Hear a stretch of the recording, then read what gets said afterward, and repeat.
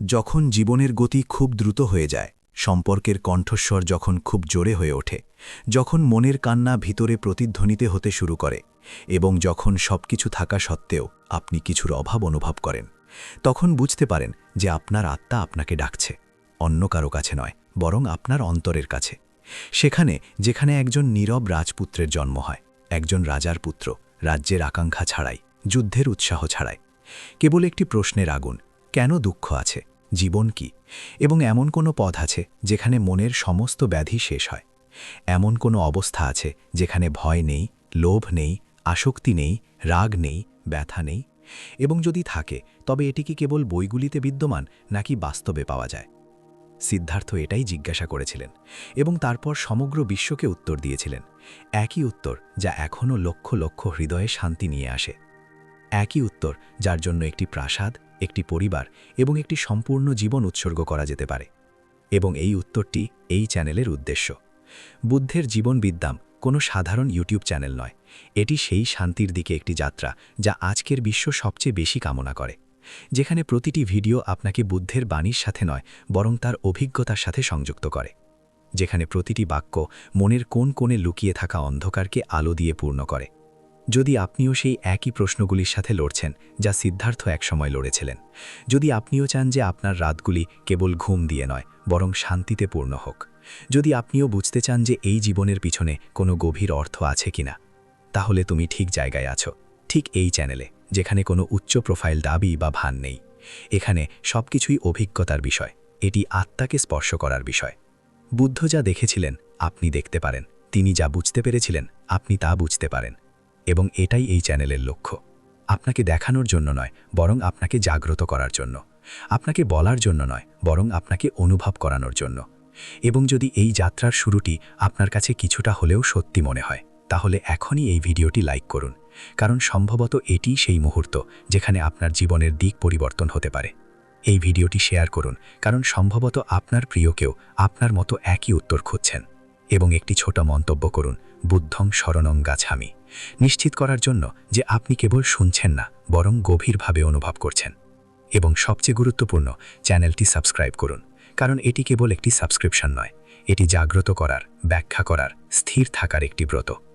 এই চ্যানেলের প্রতিটি ভিডিও আপনাকে সেই নীরবতার দিকে নিয়ে যায় যেখানে বুদ্ধ পাওয়া যায়, কোনো মূর্তিতে নয়, কোনো মঠে নয়, বরং তোমার ভেতরে, তোমার চোখের আড়ালে, তোমার নিঃশ্বাসের মাঝে, সেই নীরবতায় যেখানে মন স্থির থাকে আর আত্মা কথা বলে। এই পথটি সেই নীরবতার অনুশীলন। যদি তুমি দৌড়াও, থামো; যদি তুমি ভেঙে পড়ে থাকো, তাহলে সংযোগ স্থাপন করো; যদি তুমি পথভ্রষ্ট হয়ে থাকো, তাহলে ফিরে এসো এবং বুদ্ধের পথে প্রথম পদক্ষেপ নাও, কারণ এটিই সেই পথ যেখানে শেষ পর্যন্ত কোনো প্রশ্ন নেই, কোনো ভয় নেই, কোনো দুঃখ নেই, কেবল সঠিক দৃষ্টিভঙ্গি, এবং কেবল নীরবতাই সবকিছু বলে দেয়। কিছু না বলে একবার বুদ্ধ তার শিষ্যদের সাথে একটি নদীর তীরে বিশ্রাম নিচ্ছিলেন। আকাশে মেঘ ভেসে বেড়াচ্ছিল এবং ধীরে ধীরে তার হৃদয়ে শান্তি নেমে আসছিল। তারপর একজন শিষ্য উদ্বেগে ভরা বুদ্ধের পায়ের কাছে বসে বললেন, প্রভু, আমার হৃদয়ে ক্রমাগত একটা ভয় জন্মাচ্ছে, এক অজানা আশঙ্কা যা আমাকে বাঁচতে বাধা দেয়। প্রতিদিন সকালে যখন আমি চোখ খুলি, তখন আমার মনে হয় যেন একটা ছায়া আমার পিছু নিচ্ছে, যেন খারাপ কিছু ঘটতে চলেছে। বুদ্ধ হাসলেন। তিনি শিষ্যের চোখের দিকে তাকিয়ে জিজ্ঞাসা করলেন, তুমি কি কখনো সেই ছায়ার মুখ দেখেছ? শিষ্য চুপ করে রইলেন। তারপর বুদ্ধ বললেন, আমাদের বন্দী করে রাখা বেশিরভাগ ভয়ই বাস্তব নয়, এগুলি কেবল আমাদের কল্পনার ছায়া। অন্ধকার ঘরে দড়িকে সাপ ভেবে ভুল করার মতো। মন যা দেখে না তা কল্পনা করে, এবং যা কল্পনা করে তা বিশ্বাস করে। এখানেই ভয়ের জন্ম হয়। বুদ্ধ কাছে পড়ে থাকা একটি শুকনো পাতা তুলে বললেন, দেখো, এই পাতাটি হালকা, এটি প্রাণহীন, কিন্তু যদি আমি এটিকে তোমার মাথার ওপর থেকে ফেলে দেই এবং বলি এটি আকাশ থেকে পড়ে যাওয়া একটি বিচ্ছু, তুমি ভীত হবে। শারীরিক প্রতিক্রিয়া। মন সত্য হিসেবে গ্রহণ করেছে বলেই একই অবস্থা হবে। এখানেই ভয়ের উৎপত্তি, সত্য থেকে নয় বরং মায়া থেকে। এবার ভাবুন তো, জীবনে কত সিদ্ধান্ত আপনি এই ভয়ের কারণে স্থগিত রেখেছেন?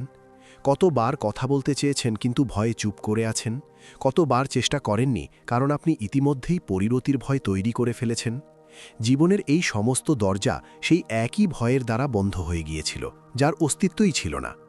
শিষ্য অবাক হয়ে বুদ্ধের দিকে তাকালেন, যেন প্রথমবারের মতো কেউ তার অন্তরের গভীরতা স্পর্শ করেছে। বুদ্ধ তখন জিজ্ঞাসা করলেন, যা ঘটতে পারে না তাকে কেন ভয় করা উচিত, আর যা ঘটতে বাধ্য তা কেন ভয় করা উচিত? এই জীবন ক্ষণস্থায়ী। যা এখন ঘটছে তা বাস্তব, বাকি সবকিছুই মনের খেলা, একটি কল্পনা, এবং আমরা এই কল্পনার জগতে এতটাই জড়িয়ে পড়ি যে আমরা বর্তমানে বেঁচে থাকতে পারি না। একবার বুদ্ধ একটি গ্রামে প্রচার করতে গিয়েছিলেন। গ্রামের প্রধান ব্যক্তি খুব ভীত হয়ে পড়েছিলেন। তিনি চিন্তিত ছিলেন যে বুদ্ধের ধারণাগুলি মানুষকে তার প্রভাব থেকে মুক্ত করতে পারে। তিনি বুদ্ধকে জিজ্ঞাসা করলেন, যদি তোমার ধারণাগুলি মানুষকে আমার বিরুদ্ধে ঠেলে দেয়? বুদ্ধ হেসে বললেন, এটা কি এখনই ঘটছে? প্রধান ব্যক্তি বললেন, না, তবে হতে পারে। বুদ্ধ উত্তর দিলেন, তাহলে ভবিষ্যতের মায়া দিয়ে কেন তুমি বর্তমানকে নষ্ট করছো? তাই না, যা ঘটেনি তা এখনই তোমাকে গ্রাস করছে কেন? এই উদ্বেগ, এই ভয় কালো ধোঁয়ার মতো, যা কোথাও জ্বলছে না, কেবল আমাদের কল্পনার আগুনই এতে ইন্ধন যোগাচ্ছে। ভয় এমন একটি মনের ফসল যা অজানাকে আঁকড়ে ধরতে চায়, ভবিষ্যৎকে নিয়ন্ত্রণ করতে চায়। কিন্তু কেউ কি কখনো আসন্ন মুহূর্তকে নিয়ন্ত্রণ করেছে? না। তবুও আমরা প্রতি রাতে ঘুমাতে যাওয়ার আগে এটি নিয়ন্ত্রণ করার জন্য চিন্তিত থাকি। একবার একজন ভিক্ষু বারবার তার শ্বাস প্রশ্বাস নিয়ে চিন্তিত হতেন। ধ্যান করতে বসার সাথে সাথেই তিনি ভীত হয়ে পড়তেন। তার মনে হচ্ছিল যেন তার শ্বাস বন্ধ হয়ে আসছে। বুদ্ধ তাকে মনোযোগ সহকারে পর্যবেক্ষণ করে বললেন, তোমার নিঃশ্বাস বন্ধ হচ্ছে না, তোমার উদ্বেগই তোমার নিঃশ্বাস বন্ধ করে দিচ্ছে। যখন তুমি ভয় পাও তখন তুমি শ্বাস নিতে ভুলে যাও, আর তখন সেই ভুলটাই তোমার কাছে বাস্তব বলে মনে হয়। এখান থেকেই ভয়ের মায়া শুরু হয়।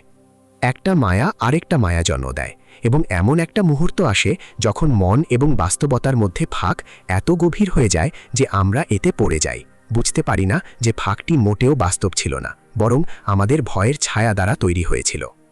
বুদ্ধ তার শিষ্যদের বলেছিলেন, মানুষের সবচেয়ে বড় বিড়ম্বনা হল যে সে কল্পনাকে বাস্তবতা হিসেবে গ্রহণ করে এবং বাস্তবতাকে উপেক্ষা করে। একবার একজন বণিক তার বাড়ি থেকে বের হওয়ার সময় একজন সন্ন্যাসীকে একটি খড়ের ওপর ধ্যান করতে দেখেন। বণিক হেসে জিজ্ঞাসা করলেন, এটাও কি এক ধরনের ধ্যান?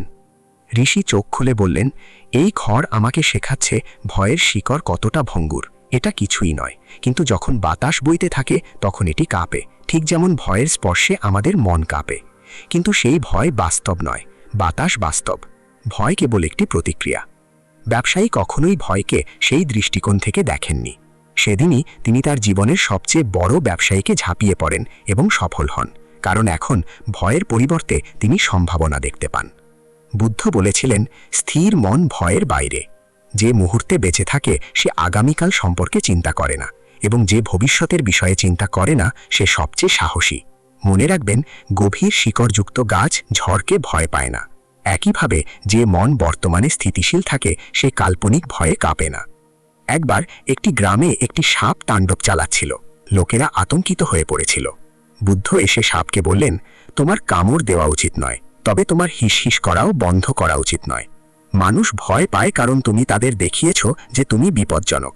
এখন যদি তুমি শান্ত হও তাহলে মানুষ তোমাকে পদদলিত করবে, কিন্তু যদি তুমি শান্ত থাকো এবং সচেতনতার সাথে তোমার ভাইকে ব্যবহার করো তাহলে তুমি কাউকে ক্ষতি না করে নিজেকে রক্ষা করতে পারবে। এভাবেই তোমার ভয়ের সাথে সম্পর্ক স্থাপন করা উচিত। এটি ব্যবহার করো, কিন্তু এর দাস হয়ে যেও না। বৌদ্ধ পথ ভয় দূর করার কথা বলে না, বরং এটি দেখার, বোঝার এবং অতিক্রম করার কথা বলে। একবার এক সন্ন্যাসী বনের মধ্যে দিয়ে যাচ্ছিলেন। হঠাৎ তার সামনে একটি সিংহ এসে হাজির। সে দৌড়ালো না, ভয় পেল না, সে শুধু শান্তভাবে দাঁড়িয়ে রইল। সিংহ তার চোখের দিকে তাকিয়ে চলে গেল, কারণ ভয়ের কোনো শক্তি ছিল না, ভয়ের কোনো গন্ধ ছিল না। ধ্যান হলো সেই আগুন যা কল্পনা থেকে জন্ম নেওয়া ভয়কে পুড়িয়ে দেয়। শান্তি হলো সেই তরবারি যা ভয়ের বুনন ছিন্ন করে। আর সচেতনতা হলো সেই প্রদীপ যা অন্ধকারে সত্যের আলো ছড়িয়ে দেয়। যতবার তুমি ভয়ে কাঁপবে, মনে রেখো যে ভয় সম্ভবত তোমার মনের সৃষ্টি, বাস্তবতার নয়। ভয় হলো এমন একটি স্বপ্ন যা তুমি সত্য হিসেবে গ্রহণ করেছ, আর ধ্যান হলো সেই ঘুম থেকে জেগে ওঠার নাম যেখানে এই স্বপ্নের জন্ম হয়। বুদ্ধ বারবার বলেছেন যে তুমি যা ভাবো তাই হয়ে যাও। যদি তুমি ভয়ের কথা ভাবো তাহলে তুমি ভয়ে পরিণত হবে, যদি তুমি সাহসের কথা ভাবো তাহলে তুমি অজেয় হয়ে উঠবে। যখনই উদ্বেগ তোমার হৃদয়ে আঘাত করে তখন প্রশ্ন করো, এটা কি ঘটছে? এটা কি সত্য নাকি শুধু আমার মনের সৃষ্টি? আর যখন তুমি উত্তর খুঁজে পাবে তখন জেনে রাখো যে ভয় বাতাসের মতো। যতক্ষণ না তুমি এটি ধরে রাখার চেষ্টা করো ততক্ষণ এটি তোমার ক্ষতি করে না, কিন্তু যত তাড়াতাড়ি তুমি এটিকে আঁকড়ে ধরে থাকবে ততক্ষণ এটি তোমাকে ভেতর থেকে ভেঙে ফেলবে। তাই সেই ভয় থেকে মুক্ত হও, যা কখনো অস্তিত্বহীন ছিল না, ভবিষ্যতের ছায়া এবং মনের মঞ্চে নাটকের মতো খেলা করা মায়া থেকে। ধ্যান করো, জেগে ওঠো, দেখো এবং বুঝো, কারণ তোমার ভয় তোমার নিজের চিন্তার প্রতিফলন, এবং সেই প্রতিফলন কেবল ততক্ষণ পর্যন্ত বিদ্যমান থাকে যতক্ষণ না তুমি এটি দেখতে পাও, তা জানো, এবং যেই মুহূর্তে তুমি এটিকে সম্পূর্ণরূপে চিনতে পারো সেই মুহূর্তে সেই ভয় দূর হয়ে যায়, সকালের সূর্য থেকে রাতের অন্ধকারের মতো, এবং সেই দিন তুমি মুক্ত, সত্যিকার অর্থে বেঁচে থাকার জন্য। একদিন একজন যুবক বুদ্ধের কাছে এলো। তার শরীর কাঁপছিল, ভয়ে তার চোখ লাল হয়ে গিয়েছিল। কাঁপা কাঁপা কণ্ঠে সে বলল, প্রভু, আমার মনে হচ্ছে আমি মারা যাব। যখনই আমি ধ্যান করি আমার মনে হয় আমার হৃদয় বন্ধ হয়ে যাবে, আমি শ্বাস নিতে পারছি না, আমি ভয় পাচ্ছি যে আমার আত্মা আমার শরীর ছেড়ে চলে যাবে। এটা কি মৃত্যুর লক্ষণ? বুদ্ধ মনোযোগ সহকারে শুনলেন। তারপর খুব শান্ত কণ্ঠে তিনি বললেন, তুমি ভীত কারণ প্রথমবারের মতো তুমি সেই দরজায় পৌঁছে গেছ যেখানে মন এবং আত্মা আলাদা হতে শুরু করেছে। এই ভয় একটি লক্ষণ যে তুমি সত্যের খুব কাছাকাছি, কিন্তু মন, যা বহু জন্মকাল ধরে মায়ায় বাস করেছে, এখন কাঁপছে। ধ্যানে যখন তুমি প্রথম নিজেকে শরীর থেকে পৃথক অনুভব করো তখন তুমি ভীত হও, কারণ তুমি বুঝতে পারো না যে এটি মৃত্যু নয় বরং পুনর্জন্ম। এটি বিপাসনার দরজা, যেখানে প্রথমবারের মতো তুমি কাল্পনিক ভয় নয় বরং বাস্তবতা দেখতে শুরু করো। সেই নীরবতা যেখানে উদ্বেগ বা ভয় নেই, কেবল একটি নিঃসঙ্গতা। শান্ত সাক্ষী এবং দিব্য বুদ্ধ তখন বললেন, যখন তুমি এই ভয়ের মধ্য দিয়ে যাও, যা তোমাকে হত্যা করতে নয় বরং তোমাকে মুক্ত করতে এসেছে, তখন তুমি আত্মার প্রথম নিঃশ্বাস ফেলো। জ্ঞান মৃত্যু আনে না, ধ্যান জীবনকে সূচনা করে। কিন্তু অন্ধকারে লালিত মন আলো দ্বারা বিদ্ধ হয় এবং এটিকে হুমকি হিসেবে উপলব্ধি করে। একবার বুদ্ধ একটি গ্রামে নীরব ধ্যান অনুশীলন করছিলেন। একজন মহিলা তার কাছে এসে বললেন, আমার ছেলে সারাদিন চিন্তা করে, তিনি ভয় পান, তিনি অনুভব করেন যে সবাই তাকে নিয়ে মজা করে, তিনি আর ঘর থেকে বের হন না। বুদ্ধ তার দিকে তাকিয়ে নীরবে একটি পাথর তুলে নিলেন। তিনি ছেলেটিকে বললেন, এই পাথরটি ধরে রাখো এবং 10 কদম হেঁটে যাও। সে হাঁটল। তারপর বুদ্ধ বললেন, এখন পিছনে ফিরে তাকাও, পাথরটি কি এখনও তোমাকে ধরে রেখেছে? ছেলেটি উত্তর দিল, না, আমি এটি ধরে আছি, এটি আমার হাতে আছে। বুদ্ধ বললেন, একইভাবে তোমার ভয় তোমাকে ধরে রাখছে না, তুমি এটি ধরে আছো। তুমি যখন ইচ্ছা এটি ছেড়ে দিতে পারো, কিন্তু তুমি এটি ছেড়ে দিতে চাও না, কারণ তুমি এর সাথে সংযুক্ত হয়ে গেছো। এটি এখন তোমার একটি অংশ, এবং এটি সবচেয়ে বড় বন্ধন। আমরা আমাদের ভয়কে আমাদের একটি অংশ হিসেবে গ্রহণ করি। আমরা বলি, আমি ভয় পাই, কিন্তু সত্য হলো আমি ভয় ধরে বেঁচে আছি। তার শেষ দিনগুলিতে বুদ্ধ বলেছিলেন, ওপা দীপ ভাব, নিজের আলো হও। এর অর্থ ছিল নিজের অন্ধকারের উৎসকে চিনতে হবে। ভয় হলো ভেতর থেকে নির্গত অন্ধকার। বাইরে কোনো রাক্ষস নেই, কোনো ভূত নেই, কোনো ধ্বংসাত্মক শক্তি নেই, কেবল আপনার কল্পনার শক্তি আপনাকে এই মায়ার জালে আটকে রেখেছে। ধ্যান হলো সেই মশাল যার সাহায্যে আপনি আপনার নিজের মায়া পোড়াতে পারেন। একবার বনে ধ্যানরত এক সন্ন্যাসী ভীত হয়ে পড়লেন। তিনি অনুভব করলেন যে কেউ তার পিছনে দাঁড়িয়ে আছে। তিনি চোখ খুললেন, সেখানে কেউ ছিল না, কিন্তু তার হৃদয় ধরফর করছিল। তিনি বুদ্ধের কাছে দৌড়ে গিয়ে বললেন, আমি কিছু অনুভব করেছি, সেখানে কি কোনো শক্তি ছিল? বুদ্ধ বললেন, সেই শক্তি তোমার ভয় থেকে উদ্ভূত হয়েছিল। এটি তোমার মনের সৃষ্টি, যেমন একটি ভয়ঙ্কর দৃশ্য সহ একটি স্বপ্ন, কিন্তু বাস্তবে কিছুই নয়। তোমাকে ধ্যান করতে হবে, কিন্তু দেখার জন্য নয়, দৌড়ানোর জন্য নয়। সত্য প্রকাশিত হয় যখন তুমি থামো এবং তাকাও, যখন তুমি ভয়ে পালিয়ে যাও তখন নয়। সে চোখ বন্ধ করে। একজন ঋষি জিজ্ঞাসা করলেন, কিন্তু ভয়ে শরীর কাঁপছে, পেট মোচড় দিচ্ছে, এটা কি বাস্তব নাকি কল্পনা? বুদ্ধ বললেন, যখন তুমি স্বপ্নে দেখো যে তুমি পড়ে যাচ্ছ, তখন কি তোমার শরীর ঘামছে না? তোমার হৃৎস্পন্দন কি ধড়ফড় করতে শুরু করে না? এটাও কি বাস্তব মনে হয়? কিন্তু যখন তুমি জেগে উঠবে তখন সবকিছু শেষ হয়ে যাবে। একইভাবে এই ভয় চায় যে এটি একটি স্বপ্ন হোক। ঘুম থেকে ওঠার সাথে সাথে সবকিছু অদৃশ্য হয়ে যায়। ধ্যান যখন পরিপূর্ণতায় পৌঁছায় তখন শরীরে যাই ঘটুক না কেন, ভেতরে এক নীরবতা বিরাজ করে, স্থির আকাশের মতো। একবার এক রাজা বুদ্ধকে জিজ্ঞাসা করলেন, আপনার কি কখনো ভয় লাগে? বুদ্ধ উত্তর দিলেন, আমি যখন অজ্ঞতায় ছিলাম তখন আমি ভয় পেতাম, কিন্তু যখন দেখলাম যে ভয়ের অস্তিত্ব নেই তখন তা চলে গেল। ভয় কেবল ততক্ষণ পর্যন্তই থাকে যতক্ষণ আমি থাকি। যখন আমি থাকি না তখন ভয় চলে যায়। আর এটাই নির্বাণ, যেখানে ভয় অদৃশ্য হয়, কারণ আত্মভ্রম ধ্বংস হয়ে যায়। ধ্যান করো, দেখো, পরের বার যখন তুমি ভয় অনুভব করবে তখন তা থেকে পালাবে না। দেখো, দেখো, দেখো, জিজ্ঞাসা করো তুমি কে। আর সেই ভয় সাড়া দেবে না, কারণ এর কোনো মুখ নেই। এটা ধোঁয়া, যখন তুমি তাকাবে তখন এটি উড়ে যাবে, কিন্তু যখন তুমি তাকাবে না তখন এটি তোমাকে আঁকড়ে ধরবে। ঠিক যেমন রাতে তুমি একটি ছায়া দেখতে পাও এবং মনে করো যে কেউ সেখানে দাঁড়িয়ে আছে। মন একটি অদৃশ্য ভয়কে রাক্ষসে পরিণত করে। ভয় এই কারণে নয় যে কিছু আছে, বরং কারণ তুমি দেখতে পাওনি যে কিছু আছে কিনা। বুদ্ধ বলেছিলেন, ভয়কে অনুসরণ করো না, সচেতনতাকে অনুসরণ করো, কারণ ভয় তোমাকে অন্ধকারে নিয়ে যাবে আর সচেতনতা আলোর দিকে নিয়ে যাবে। একবার একজন শিষ্য বলেছিলেন, আমি মৃত্যুকে সবচেয়ে বেশি ভয় পাই। বুদ্ধ জিজ্ঞাসা করলেন, তুমি কি কখনো মৃত্যু দেখেছ?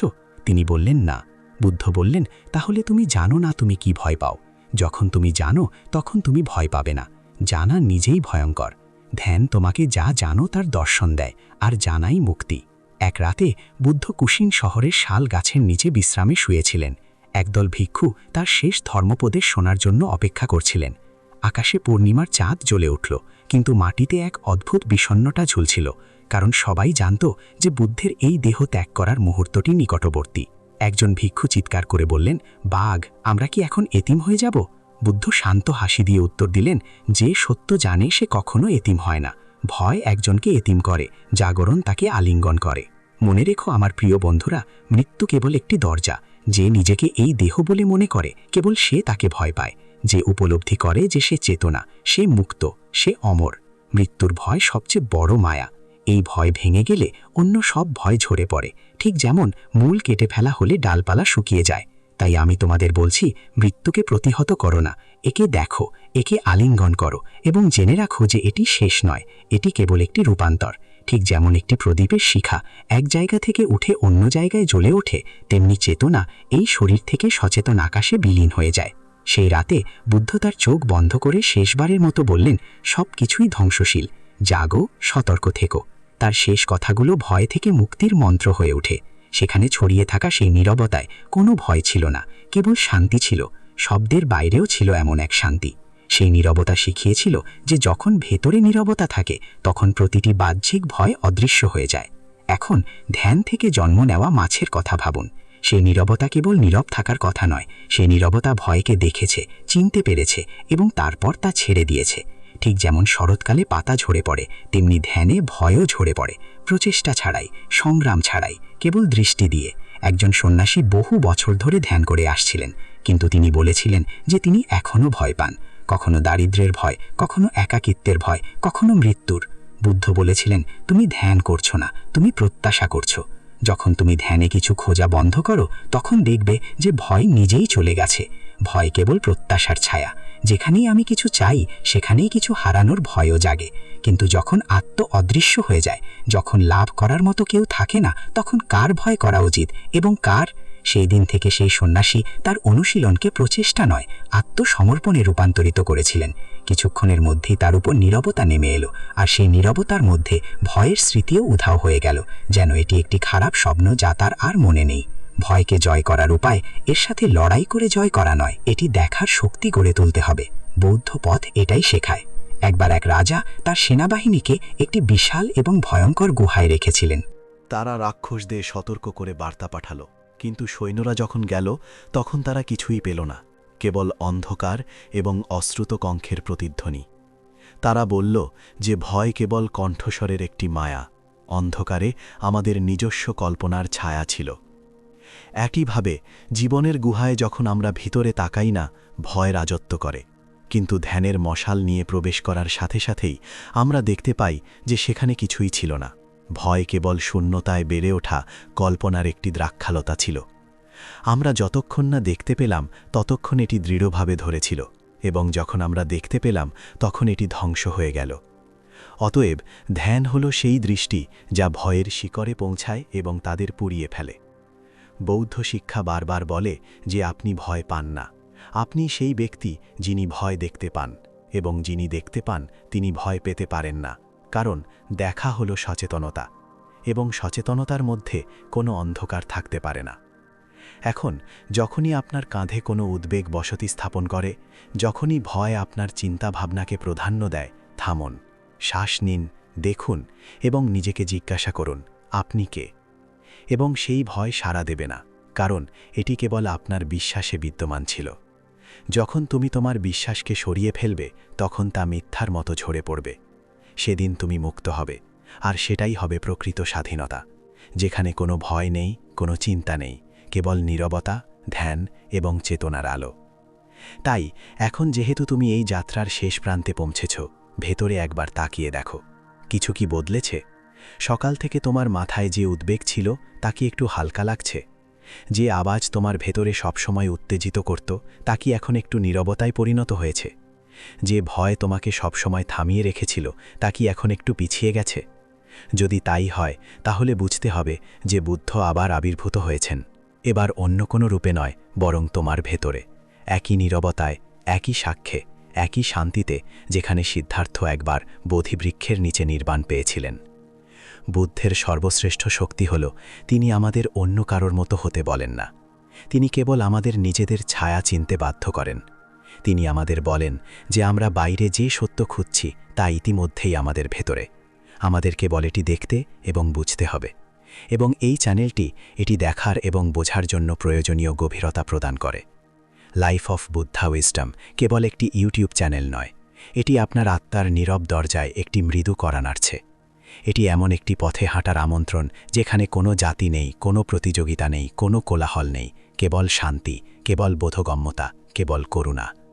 এই ভিডিওর যে কোনো সময়ে যদি আপনি অনুভব করেন যে কোনো বাক্য আপনার আত্মাকে স্পর্শ করেছে, কোনো চিন্তা আপনার চোখকে আর্দ্র করেছে, অথবা আপনি নিজেকে নীরবতার মুহূর্তে খুঁজে পেয়েছেন, তাহলে বিশ্বাস করুন, আপনি একা নন। আপনি এমন একটি ঐতিহ্যে যোগ দিয়েছেন যা হাজার হাজার বছর ধরে জাগরণকে অনুপ্রাণিত করে আসছে। এবং আপনি যদি চান যে এই শান্তি কেবল আপনার মধ্যেই নয়, বরং আপনার প্রিয়জনদের কাছেও পৌঁছে যাক, তাহলে দয়া করে এই ভিডিওটি শেয়ার করুন। সম্ভবত আপনার শেয়ারিং অন্য কারোর অস্থির রাতের অবসান ঘটাবে। যদি কোনো মুহূর্তে আপনি মনে করেন যে এই কণ্ঠস্বর আপনার ভেতরের উত্তরের সাথে অনুরণিত হয়, তাহলে দয়া করে একটি মিষ্টি মন্তব্য করুন, ধম্ম শরণা গজামি। এটা স্পষ্ট করে দেওয়ার জন্য যে আমরা কেবল শ্রোতা নই, আমরাও অন্বেষী।